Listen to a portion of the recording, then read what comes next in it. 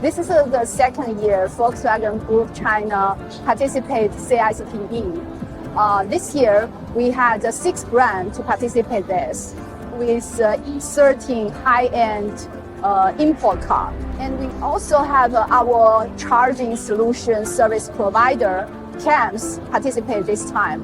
This demonstrates how confident we are about China and how confirmed we hold our BEV strategy in China.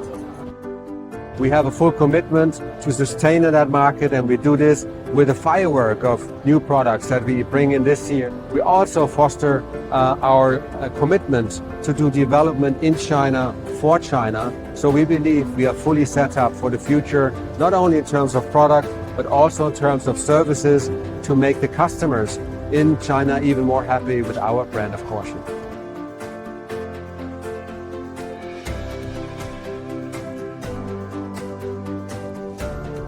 We highly subscribe to that policy because it stands for going forward and grow through innovation, but also through individual consumption. The DNA of Porsche is innovation, and we do a lot to do this for China, in China, with all our development forces that we have established here. We established our 100% VCTC, our R&D center, which is the second biggest research center out of our headquarters in Germany.